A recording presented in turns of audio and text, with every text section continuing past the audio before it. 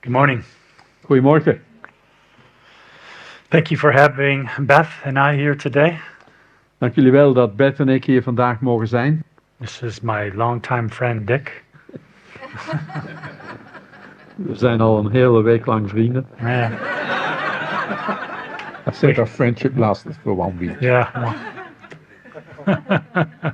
He's already a longtime friend. Yeah, Beth and I are very pleased to be here with you today. Beth en ik zijn erg blij dat we vandaag bij jullie kunnen zijn. We live in the western United States. We leven in het westen van de Verenigde Staten. In the Rocky Mountains. In de Rocky Mountains. It's nice to come back down to the lowland. Het is leuk om in de lage landen te zijn. We have been in the area for about 12 days, 2 weeks, yeah.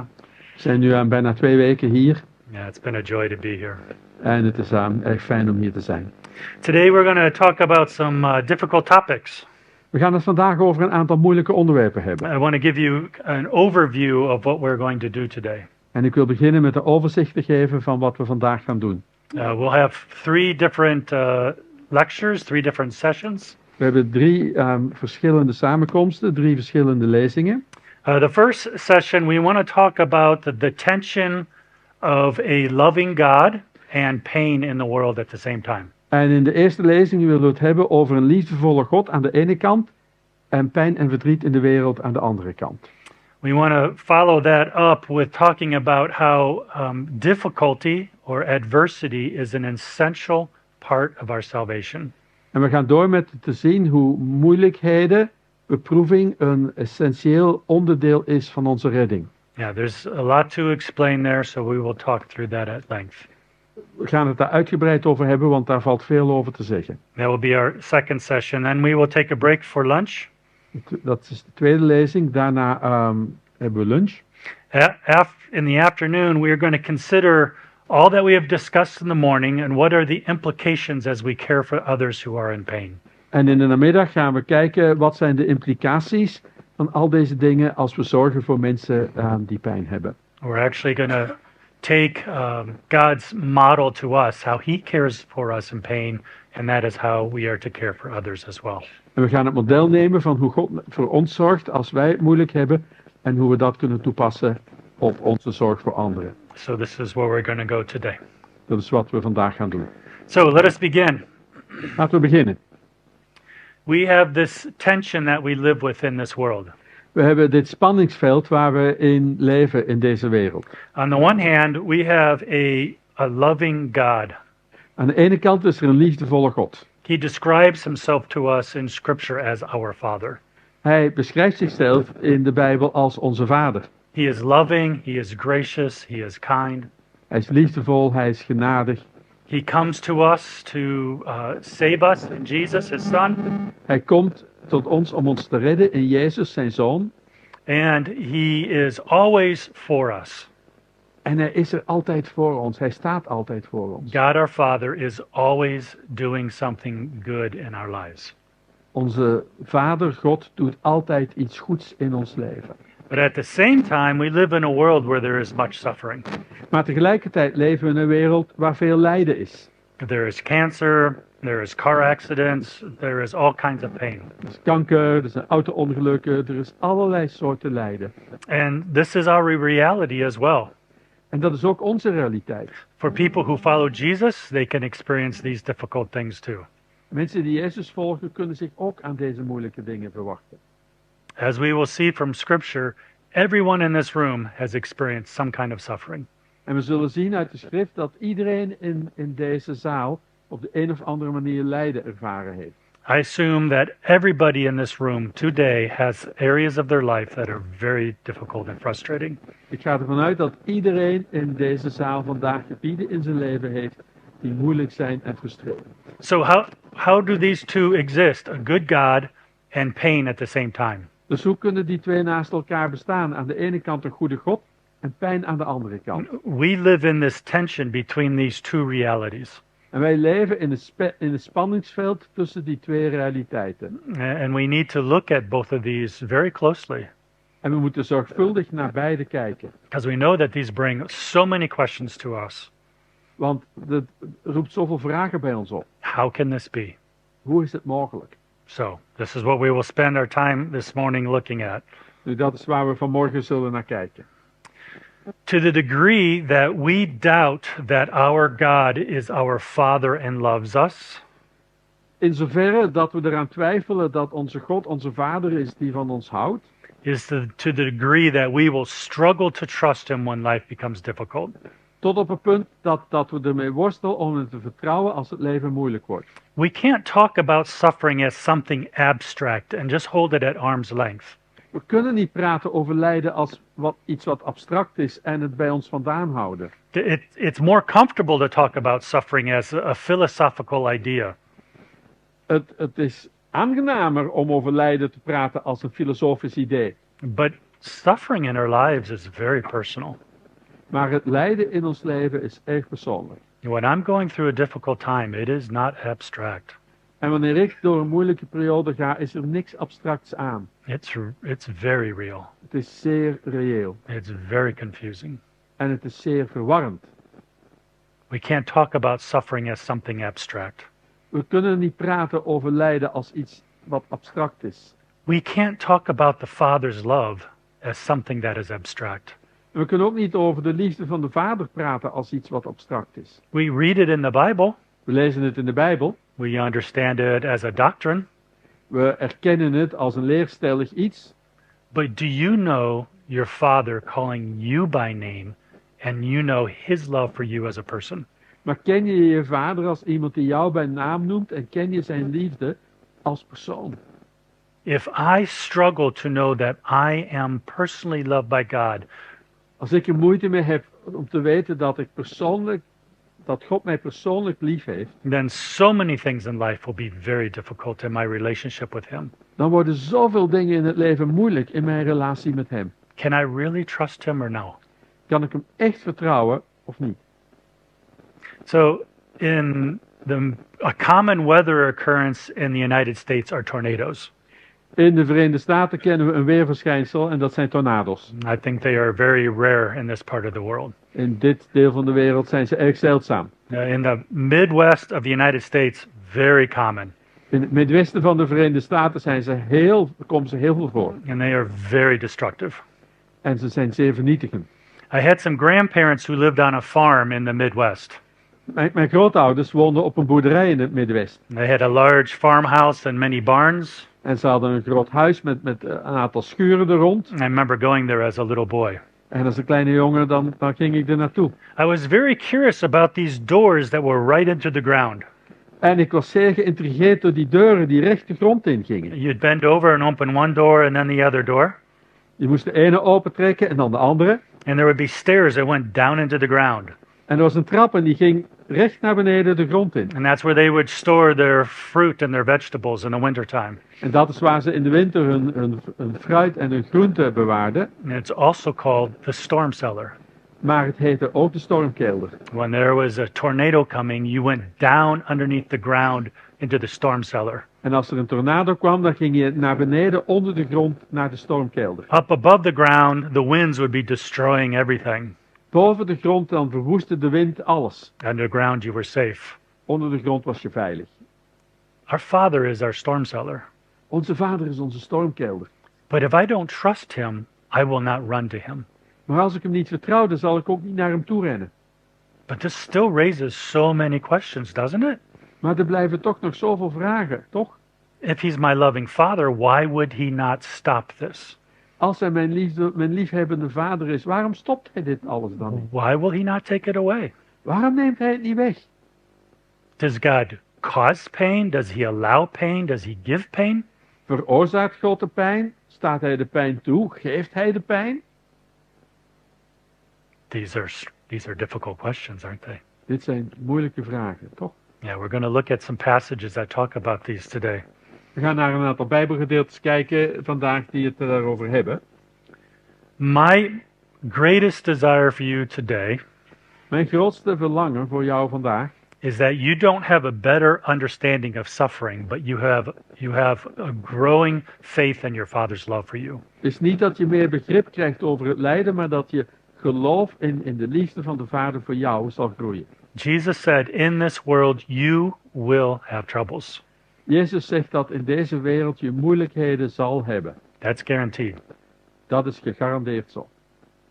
That will happen for sure. Dat zal zeker gebeuren. The question is, will you trust your Father's love for you? De vraag is, zal jij de liefde van je vader voor jou vertrouwen? I have come to learn, mostly through difficulties, that my Father's love for me is very wise and very kind. Ik heb geleerd, meestal door moeilijkheden, dat de liefde van mijn vader voor mij wijs is en vriendelijk. One of the ironies of this is that it was through suffering that I have grown in my Father's love. De ironie is dat doorheen het lijden ik gegroeid ben in de liefde van mijn vader. So let's look at some different passages. Laten we een aantal Bijbelgedeeltes bekijken. You can write these passages down. I just want to read a few of these passages to you. Je kan ze neerschrijven, ik wil een paar van die gedeeltes lezen. Some of these are very, very well known. Sommige zijn erg bekend, You will recognize these passages. je zal ze gelijk herkennen. I'd encourage you later to go back and reread them and pray about them and consider them. En ik wil je aanmoedigen later om er naar terug te gaan, ze te herlezen, erover te bidden en ze te overdenken. So first verse is Psalm 119, verse 67. Het eerste is Psalm 119, vers 67. It writes, Before I was afflicted, I went astray, but now I obey your word. Voordat ik verdrukt werd, dwaalde ik, maar nu neem ik uw woord in acht. Romans chapter 5. Romeinen hoofdstuk 5. We will look at Romans chapter 5 later this morning more in depth. Straks kijken we even dieper naar dit hoofdstuk. Paul writes here, we rejoice in our sufferings because we know that suffering produces something good in our life. En Paulus schrijft hier dat we roemen in de verdrukkingen, omdat we weten dat de verdrukking volharding iets goeds teweeg brengt. We're going to look at James chapter 1 later as well.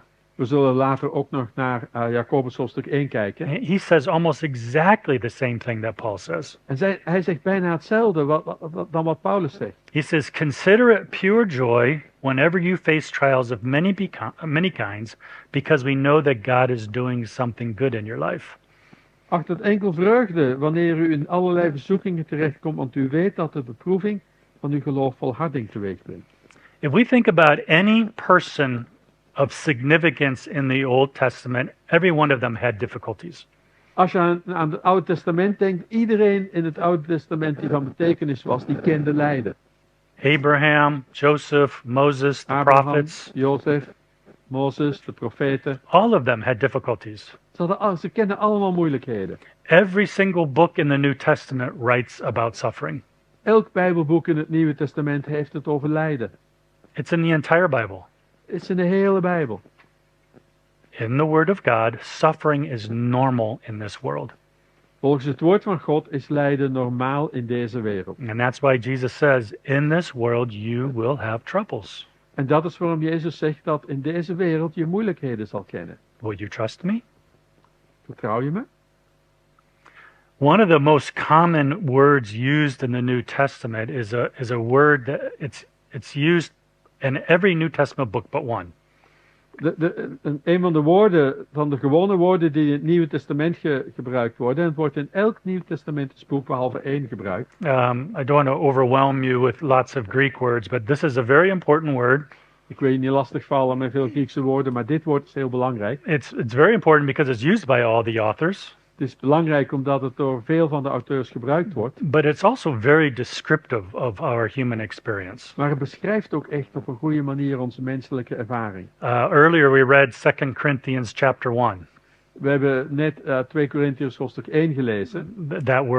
This Greek word is in that passage. Het Griekse woord staat ook in dat gedeelte. So when it talks about sufferings or adversities, Dus wanneer het gaat om moeilijkheden of tegenstand, the authors are including everything normal to human experience. dan brengen de auteurs daarin alles wat normaal is in de menselijke beleving, ervaring. It might be emotional or relational, physical, financial, Emotioneel, professional. relationeel, financieel. What's the last one? Relational and professional. Professioneel. Yeah, every area of our life. Elk gebied van ons leven. So the Bible treats suffering as normal to the human experience. Dus de Bijbel behandelt lijden als iets wat normaal is in de menselijke beleving. So if it is difficult for you, it is hard. En dat is moeilijk voor jou. Now, every culture has a different reaction to suffering.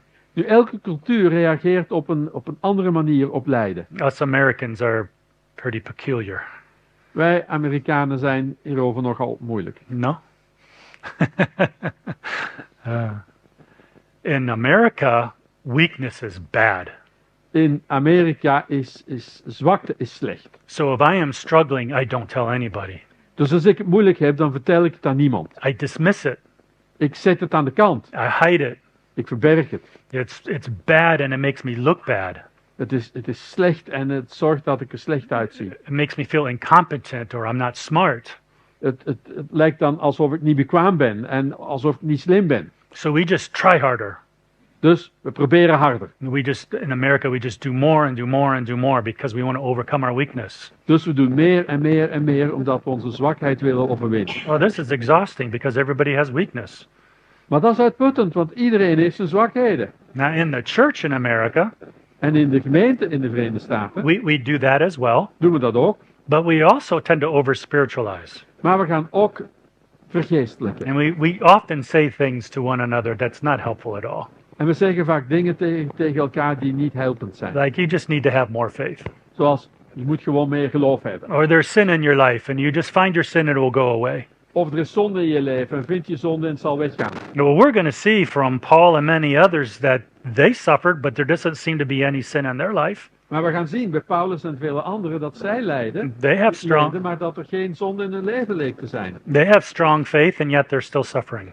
Ze hebben een sterk geloof en toch lijden ze. So these responses are way too simplistic. Dus deze reacties zijn veel te simplistisch. What is your culture's response to difficulty? Wat is de reactie in jouw cultuur op moeite? What is your church's response to difficulties? En wat is de reactie in jouw gemeente op moeite? It's so important to remember this, Zo belangrijk om dit te bedenken. to be aware of our normal reactions. Om je bewust te zijn van je normale reacties. God always honors the human experience. God honoreert de menselijke beleving. The Bible never covers it over. De Bijbel die bedekt dat niet. It allows the human struggle to be what it really is and shows how God is working in that human struggle. De Bijbel staat ons toe van te beleven zoals het echt is en de moeite erin te hebben. So I think it's very important to see that in the Bible, suffering is normal. Ik denk dat het heel belangrijk is om te zien dat in de Bijbel lijden als normaal beschouwd wordt. Even though we don't like to talk about it in the church, it's still very, very much a part of our everyday life. Ook al vinden we het niet fijn om het erover te hebben in de gemeente, het is absoluut een deel van ons dagelijkse leven. It happens at a personal level and it happens at a national level and an international level. Het gebeurt op een persoonlijk niveau, op een nationaal niveau en een internationaal niveau. So, what is God doing in your life with your struggles? Dus wat doet God in jouw leven met jouw strijd? That's what we want to talk about and wrestle about today. Dat is waar we vandaag willen over nadenken en waar we willen mee worstelen.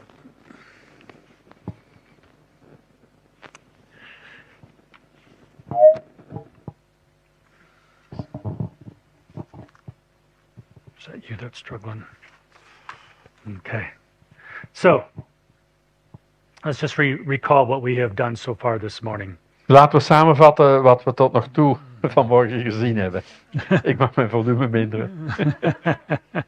I can take the volume down now. Yeah. Do you feel this tension of the reality that your Father loves you and yet you live with suffering in the world? Ervaar je zelf die spanning dat je aan de ene kant lijdt en dat aan de andere kant je vader van je houdt in deze wereld? Let me tell you a little bit of my story. Laat me u iets vertellen over mijn verhaal. Beth and I work for an organization called Barnabas International. Beth en ik werken voor een organisatie die Barnabas International heet. We have over 80 staff and all of our staff travel the world caring for missionaries. We hebben meer dan 80 stafleden en zij reizen over de wereld om zendelingen te bemoedigen. It was about 15 years ago. Beth and I were in Cambodia. Ongeveer 15 jaar geleden waren Beth en ik in Cambodja. We were working with a church planting team that was on the Mekong River in remote Cambodia. We werkten met een team dat gemeenten stichtte langs de Mekong-rivier diep in Cambodja. And then I also spoke at a retreat that had, I think, missionaries from over 20 different nations there. En ik was daar de spreker in een conferentiecentrum waar zendelingen uit meer dan 20 landen waren. It was a really very encouraging trip. En het was echt een hele bemoedigende reis. Someplace along the way I became sick. Maar ergens in die reis werd ik ziek. I didn't know what I had contracted, Ik wist niet wat ik opgelopen had, but I began to feel very odd symptoms. maar ik kreeg zeer vreemde symptomen. We flew back to the United States, We vlogen terug naar de Verenigde Staten and my symptoms continued to get worse. en mijn symptomen werden steeds erger. I had neuropathy in my arms. Ik had neuropathie in mijn armen. I had short-term memory loss. I had brain fog. Ik had verlies van mijn korte termijn geheugen. My heart rate changed. Mijn hartritme veranderde I was exhausted. en ik was uitgeput. Even after a whole night's sleep, I could barely walk down the stairs. Zelfs nadat ik de hele nacht geslapen had, kon ik nauwelijks de trap af. We were seeing all kinds of doctors. We zijn bij allerlei dokters geweest. Infectious disease doctor, Dokters voor infectieziekten, a cardiologist, Cardioloog. a neurologist, neuroloog. many specialists. Veel verschillende specialisten. They just shrugged their shoulders. En ze wisten het niet. I was so confused, En ik was zo in de war. and I was angry. En ik was boos.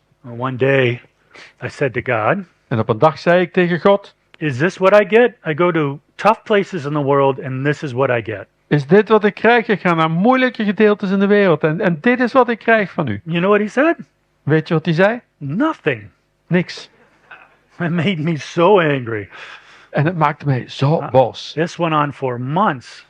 En het ging maandenlang door. My symptoms kept getting worse and worse and worse. Mijn symptomen werden moeilijker en moeilijker en moeilijker. After a year, we ended up at a special medical facility in the United States. Na een jaar kwamen we in een speciaal ziekenhuis in de Verenigde Staten.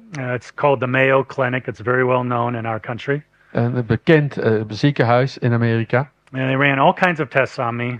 En hebben ze allerlei testen gedaan. And their theory was that I had chronic fatigue syndrome. En hun theorie was dat ik het chronisch vermoeidheidssyndroom had. The neurologist I saw there was actually from the country of India. En de neuroloog die me daar zag, die kwam uit India. And his theory was I had contracted some type of virus and it got into my nervous system. En zijn theorie was dat er een virus was wat in mijn zenuwstelsel gekomen was. In recent years, I now suddenly have a common vocabulary with the rest of the world. In de laatste jaren, samen met de rest van de wereld, kan ik daar nu woorden aan geven. We would call this long COVID. We zouden dat nu long COVID noemen. Long COVID is a post-viral disruption of the autoimmune system. Long COVID is een verstoring van het auto-immuunsysteem na een virale infectie. And that's what I had En dat is wat ik heb. 15 years ago. 15 jaar geleden. The doctors had no idea what was going on. En de dokters hadden geen idee wat aan de hand was. It disrupted my entire life.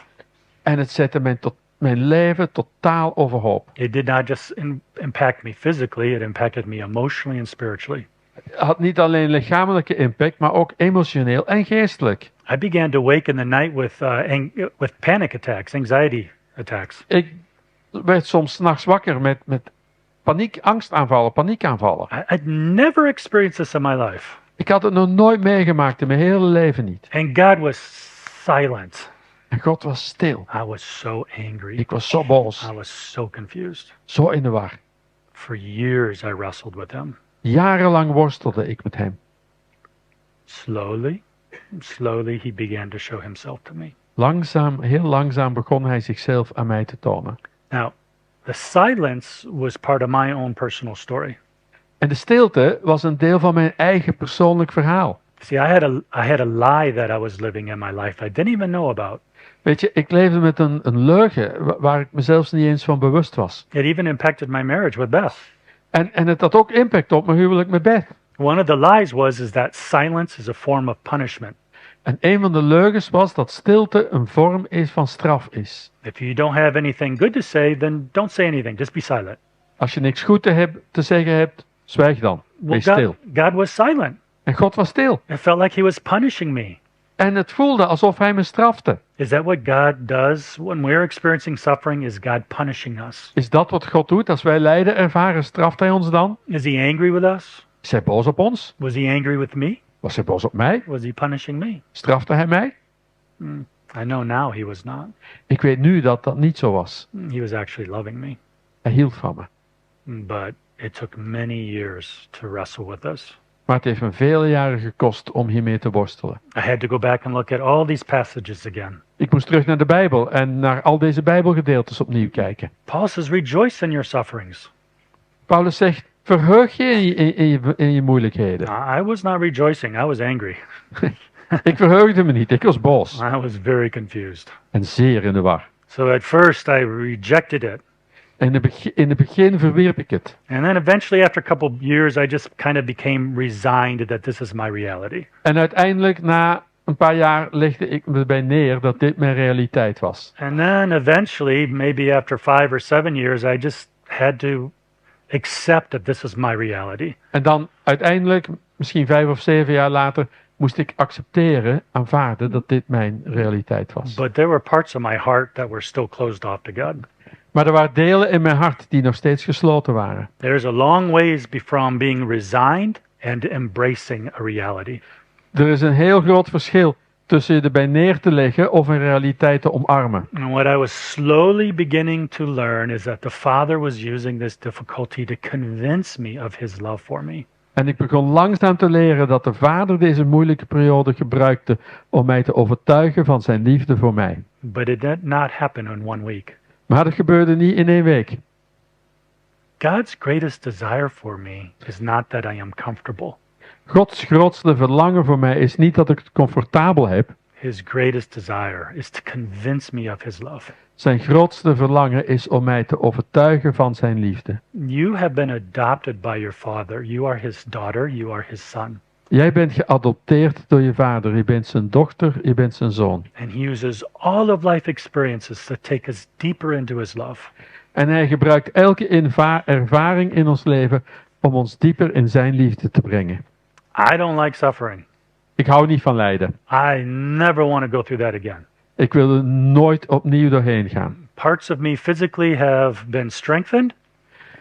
Lichamelijk, sommige delen zijn weer sterker. And most of these symptoms I will live with the rest of my life. Maar met de meeste van de symptomen zal ik de rest van mijn leven moeten leven. I never know day to day how I'm going to feel. En van dag tot dag, ik weet nooit hoe ik me zal voelen. But I do know that I have a Father who cares for me. Maar ik weet wel dat ik een vader heb die om mij geeft. He did not promise me there would be no sufferings. Hij heeft me niet beloofd dat er geen lijden zou zijn. He promised me He would love me. Hij heeft me beloofd dat hij van me houden zal. So one of the most important lessons I've learned, there are many lessons, but one of the most important lessons I learned was His love for me. Er zijn veel lessen, maar een van de meest belangrijke lessen die ik geleerd heb, is zijn liefde voor mij. Now, over the years, I have also learned that He was equipping me for the pastoral work He's called me to do. En doorheen de jaren heb ik ook geleerd dat hij me aan het uitrusten was voor het pastorale werk dat hij wilde dat ik zou doen. There is no way that I could be the person I am today without those experiences. Op geen enkele manier zou ik de persoon kunnen zijn die ik vandaag ben zonder die ervaringen. And that's why Paul and James and Peter and Hebrews, they all say the same thing. These are difficult, but they are good. En dat is waarom Paulus en Jacobus en Hebreeën allemaal hetzelfde zeggen. Deze dingen die zijn moeilijk, maar ze zijn er voor jou. So Beth and I have experienced many challenges since then. Dus Beth en ik hebben veel uitdagingen gekend sinds die tijd. Beth has her health challenges. She'll share a little bit about that later this afternoon. Beth heeft haar eigen gezondheid. Ze zal daar wat meer over vertellen vanmiddag. But we have a storm cellar now. Maar nu hebben we een stormkeer. And our Father's love. Onze vader is liefde. We don't like the difficulties, En we vinden de moeilijkheden niet fijn. but we have learned to trust our Father in everything. Maar we hebben geleerd om onze vader in alles te vertrouwen. And I am still learning to trust Him in everything. It's a lifelong lesson. En ik leer nog steeds om hem te vertrouwen. Het is een les die een heel leven lang duurt. How are we doing on time? What time's our break? 11? Is that right? Okay. All right. Do you have any questions? I want to stop throughout the day to allow for some questions. Ik wil af en toe stoppen vandaag om vragen te beantwoorden. Again, I know this is very personal. Ik weet dat dit is heel persoonlijk. My story is very personal to me. Mijn verhaal voor mij is heel erg persoonlijk. So I don't talk about it abstractly like it's something I've not experienced. Dus ik praat er niet op een abstracte manier over, alsof het iets was dat ik niet meegemaakt heb. And there's still much I don't understand. Er is heel veel wat ik nog niet begrijp. I don't understand God's ways. I do not understand God's ways. En de weg van God begrijp ik niet. But I do trust him. Maar ik vertrouw hem wel. And he's teaching me to trust him. En hij leert me om hem te vertrouwen. So let's stop here. Let's pause for a moment. What questions? Laten we even tijd nemen voor vragen. Ja, Shaum denkt, jij had het over een leugen in je leven. Een leugen in je leven die je ontdekte over silence. Dan heb je de indruk, mijn indruk uit mijn verhaal is dat God, als je ons stilzet, met ziekte of met wat dan ook. Oh ja, hallo. You were talking about the lie in our lives, and my impression is that when God stops us, for instance with illness. Ja, is het, mijn ervaring was, en had je dat ook, dat hij eigenlijk dingen van waar wij eigenlijk niet de tijd namen om bij stil te staan, omdat wij maar in onze kracht en in onze voor Jezus gaan. My experience is that he uses it to stop us because we sort of carry on for Jesus. Ja, en dat wij ineens geconfronteerd worden in die stilte en in dat lijden en in dat afzien met dingen die hij eigenlijk nog allemaal wil aanraken en genezen. Veel leugens misschien uit ons leven. And that in the suffering he confronts us with things that we need to learn many lies. Yes, Ja. I agree. Okay. Yes. Ja, ik ben het ermee eens. Yeah, I mean, the Bible, we're going to look at passages today that give us general biblical principles. We zullen vandaag naar Bijbelgedeeltes kijken die ons algemene principes geven. But as God is working in our lives, he treats every single one of us as individuals. Maar wanneer God aan het werk is in ons leven, dan behandelt hij elk van ons als een individu. And your story is different than my story. En jouw verhaal is verschillend van mijn verhaal. And you struggle with different lies and temptations than I struggle with. Jij worstelt met verschillende leugens en verleidingen dan die waar ik mee worstel. So these difficulties will be very, very personal. Dus die moeilijkheden zullen heel erg persoonlijk zijn. Yeah. We'll talk about the personal side of this later some more. We zullen het later vandaag hebben over de persoonlijke kant van de dingen.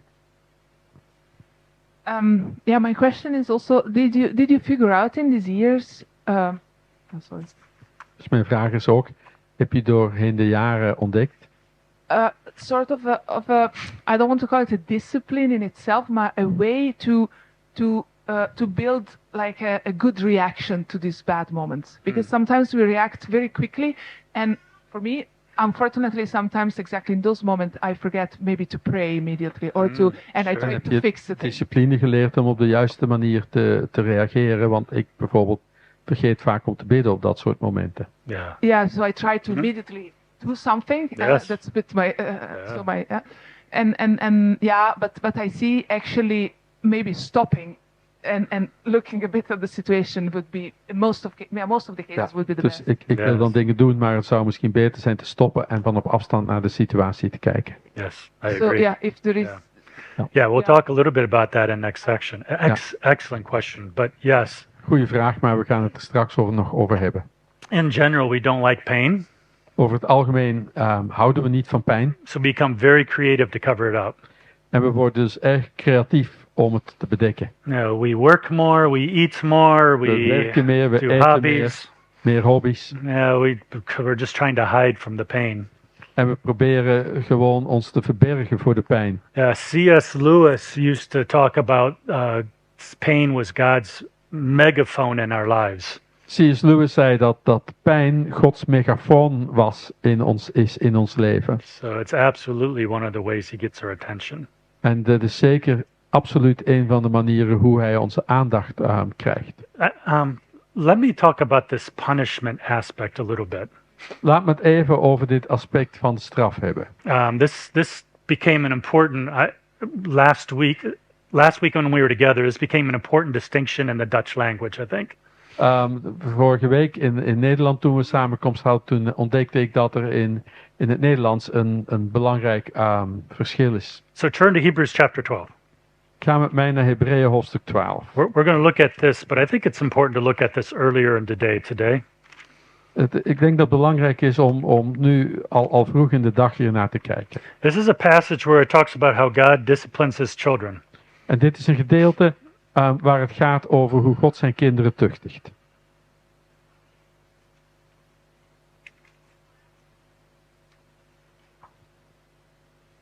Let's read verses 8,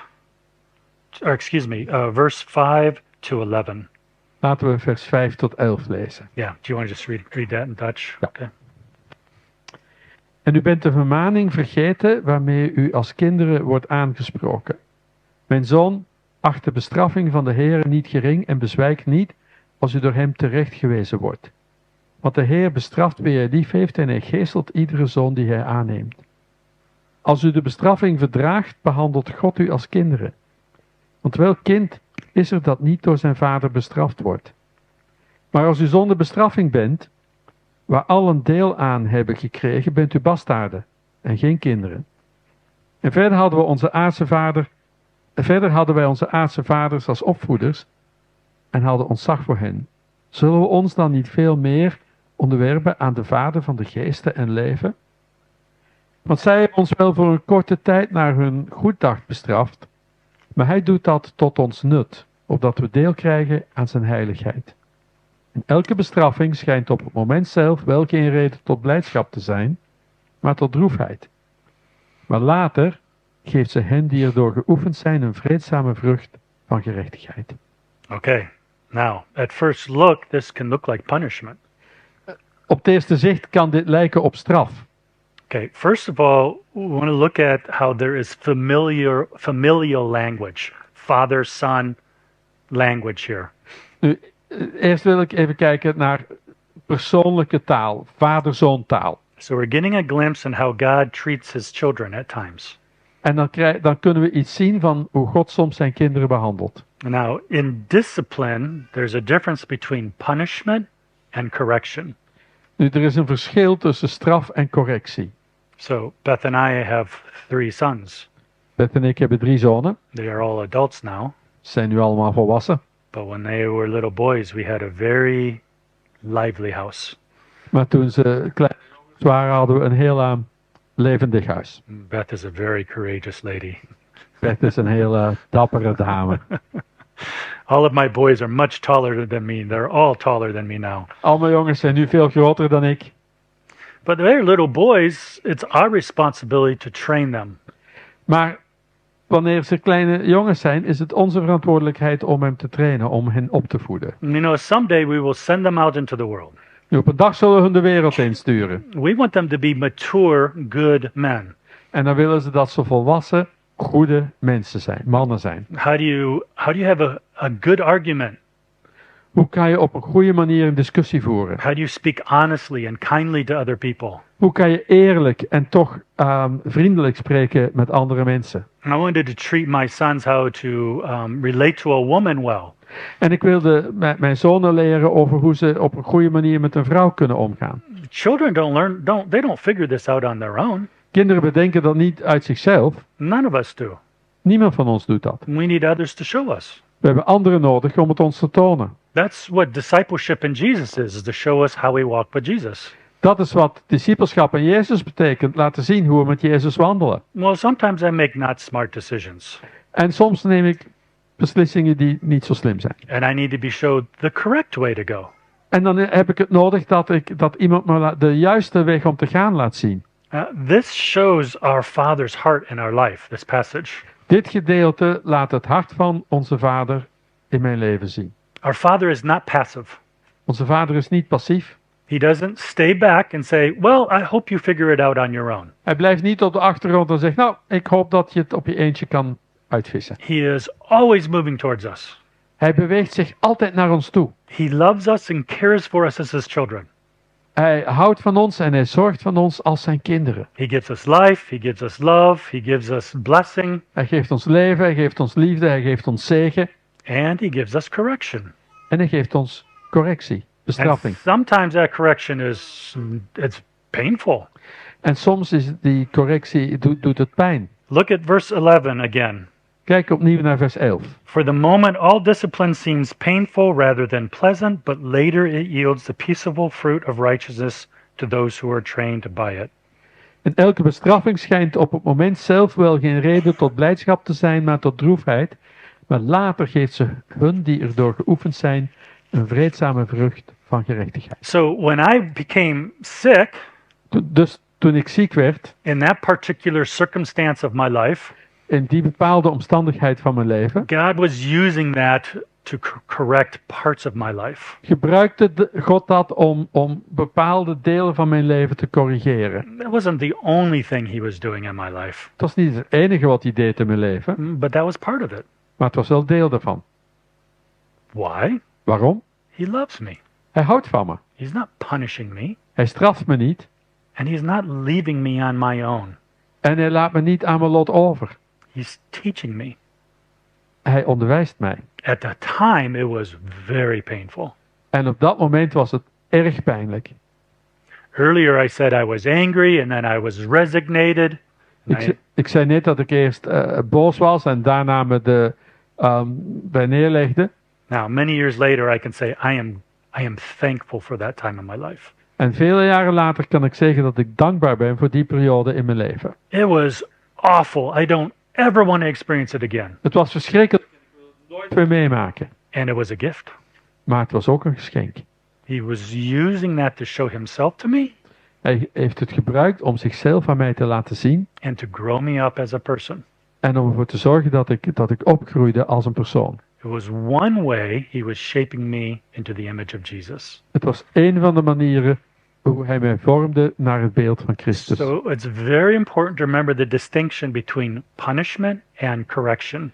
En het is dus heel belangrijk om het verschil te zien tussen straf en bestraffing of correctie. Now, does God ever punish? Nu, straft God ooit? Yes. Ja, natuurlijk. He's a holy God. Hij is een heilige God. That's his job. Maar dat is zijn taak. So I leave that up to him. En dat laat ik bij hem. If I am deliberately rebellious against him, Als ik opzettelijk rebelleer tegen hem, is he punishing me or is he correcting me? straft hij me dan of bestraft hij me dan? Corrigeert hij me dan? I don't know, Dat weet ik niet. but I know he loves me. Maar ik weet wel dat So hij van me he's houdt. coming after me. Hij komt achter me aan. He's always coming after you. Hij komt altijd achter jou aan. Do you trust your father's love? Vertrouw je de liefde van je vader? That's one way he shows his love to us. Dat is een van de manieren hoe hij zijn liefde voor ons laat zien. Help a little bit? Helpt dat een beetje? Did God cause my illness? Heeft God mijn ziekte veroorzaakt? Or did he just allow it? Of heeft hij het gewoon toegestaan? Or maybe he permitted it? Toegelaten? Okay. Same word. I don't know. Ik weet het niet. I don't know. Ik weet het niet. When I tell my story, I say God gave it to me. Wanneer ik mijn verhaal vertel, dan zeg ik dat God het aan mij gegeven heeft. We live in a fallen world and people become sick. We leven in een gevallen wereld waar mensen ziek worden.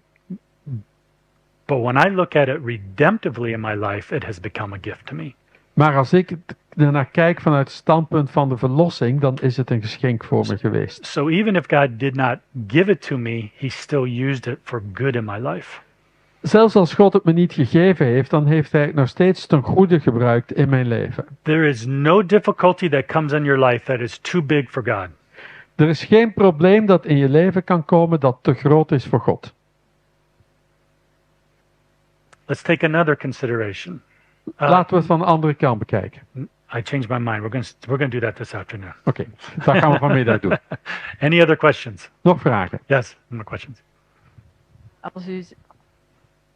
Als u zegt dat God jarenlang zweeg, sprak hij dan ook niet door de Bijbel, door bepaalde teksten toch, om voor te geraken?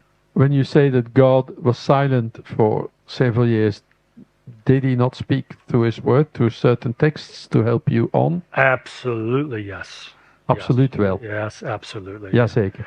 Yeah, the word of God gave me a lot of objectivity. Het woord van God heeft me veel objectiviteit gegeven, and clarity. duidelijkheid. And I trust his word. En ik vertrouw zijn woord. Interpersonally, in my relationship with him, it felt very quiet. Maar persoonlijk, in mijn relatie met hem, was het erg stil. But these passages that we're looking at helped me so very much. Maar deze gedeeltes waar we naar gekeken hebben, die hebben me zoveel geholpen. Yes. Ja. Yeah.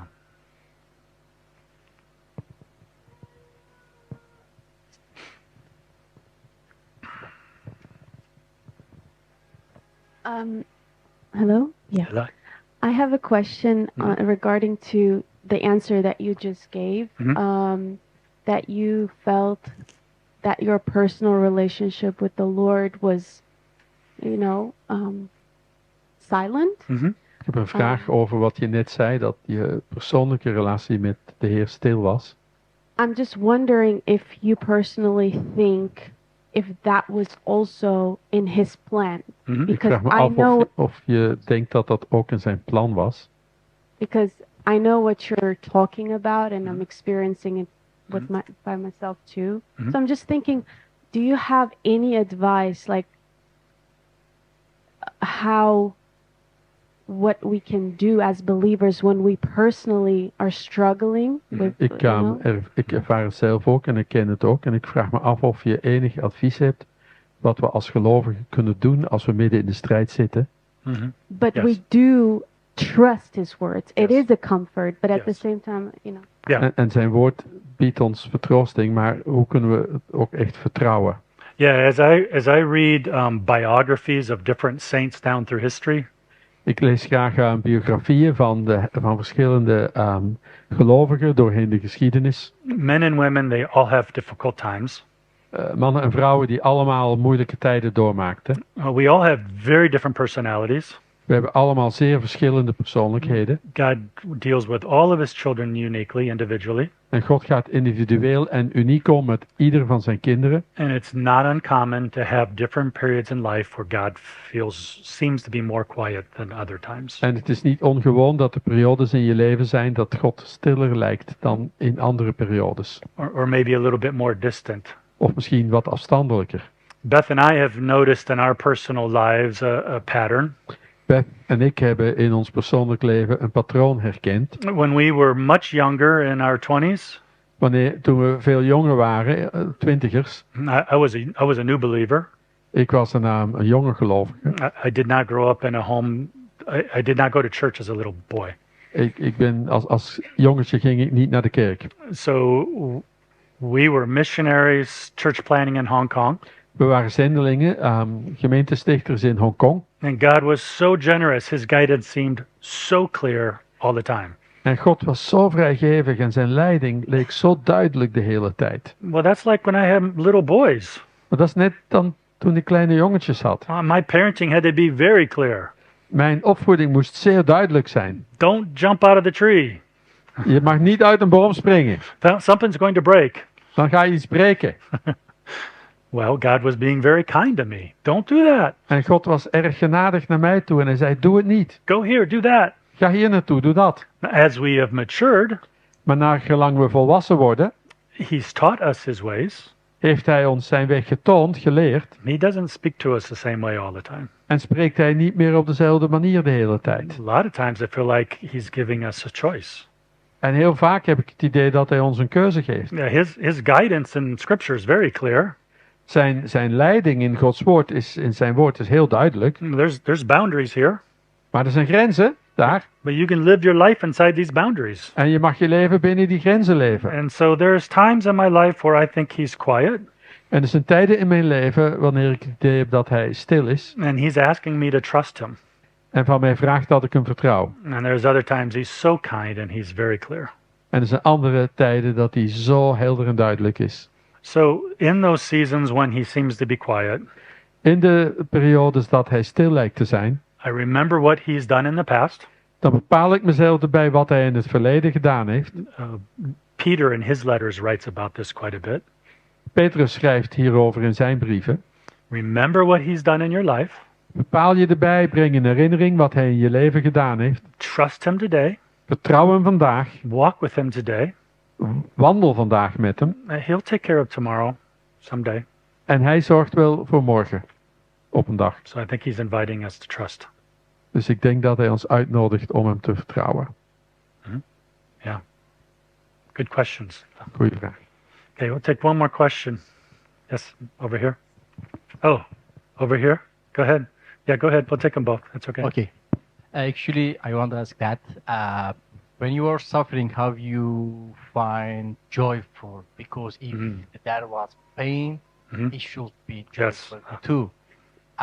Ik vraag me af als je lijdt, hoe je dan de vreugde nog hebt. Want Ja, waar dat pijn is, dan moet ook vreugde zijn. Yeah, that's an excellent question. Yeah, Goeie vraag. when life is difficult, how do you find joy again? Wanneer het leven moeilijk is, hoe vind je dan weer vreugde? Yeah, again, this is very much a personality element. Dit heeft weer in belangrijke mate met je persoonlijkheid te maken. I'm an introvert. I like to be alone. Ik ben introvert. Ik hou ervan om alleen te zijn. It's very nice to be with you today. Heel leuk om vandaag bij jullie te zijn. Tomorrow I'll be alone. Maar morgen ben ik weer op mezelf. Some people, creation. Voor sommige mensen is het de schepping. You go out someplace beautiful. Je gaat naar een prachtige plaats. We live in the Rocky Mountains. Wij wonen in de Rocky Mountains. So when I was physically able, I would go for walks. Dus als het me lichamelijk lukte, dan ging ik wandelen. Very encouraging. Zeer bemoedigend. Friends and community. Vrienden, gemeenschap. Some of you are artists. Sommige mensen zijn artistiek. You paint, you play music. Je schildert, je maakt muziek. I love food. Ik hou van eten. So I like good meals. Ik hou van een lekkere I maaltijd. have some friends over, enjoy a good meal. En we nodigen mensen uit en we hebben samen een goede maaltijd. These are all generous gifts that God gives to us. En dat zijn allemaal rijke geschenken die God ons geeft. It's increasingly very important for me to be a part of my church community. Voor mij wordt het steeds belangrijker om onderdeel te zijn van de gemeenschap van de gemeente. The particular church that we are members of now, the service reorients me every time. De gemeente waar we nu zijn, de zondagdienst, zet me telkens weer op het spoor. It reminds me of the goodness of God in a difficult life. En bepaalt me bij de goedheid van God in een moeilijk leven. So, what is your personality? What do you enjoy? Dus wat is jouw persoonlijkheid? Waar hou jij van? That's why beauty is such a good gift to us. En dat is waarom schoonheid zo'n prachtig geschenk is voor ons. So find the beauty and enjoy it. Vind schoonheid en geniet ervan. Receive them as gifts from your Father. We zien ze als geschenken van je vader. Okay, one more question over here.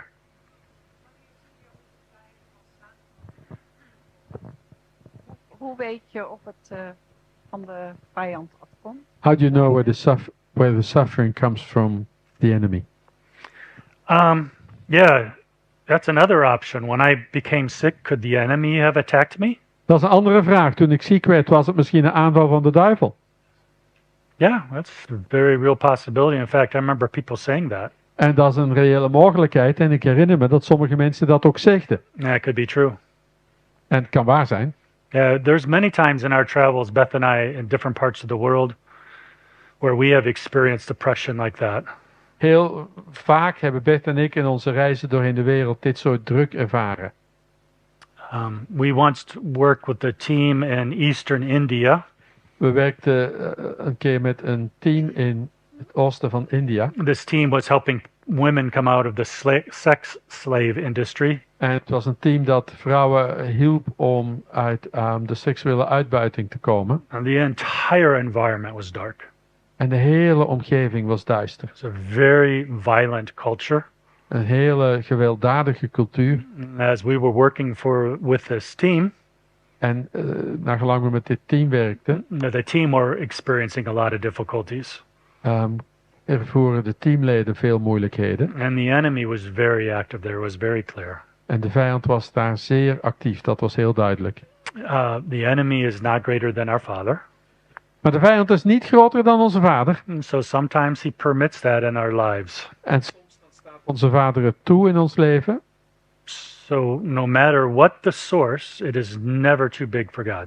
Wat ook de bron is, het is nooit te groot voor God. Jesus said, in this world you will have many troubles. En Jezus zei dat je in deze wereld veel moeilijkheden zal kennen. Take heart, I have overcome the world. Maar houd moed, want ik heb de wereld overwonnen. Yeah, so we trust him even if it's from the enemy. Dus we vertrouwen hem zelfs als het van de boze komt. Okay, we're going to stop right now. We gaan nu stoppen. I want you to turn to your neighbor. Ik wil graag dat je naar je buurman, vrouw, 5 minutes. 5 minuten. How is God showing you his love Hoe In- toont God jou in zijn the liefde circumstances of your life? in de omstandigheden van je leven? And then we will take a coffee break En daarna hebben we een koffiepauze. and come back here at 11:30. En 11:30 komen we terug. 5 minutes 5 minuten. with your neighbor. How is God showing his love to you and your difficulties? Hoe laat God zijn liefde zien aan jou in je huidige omstandigheden?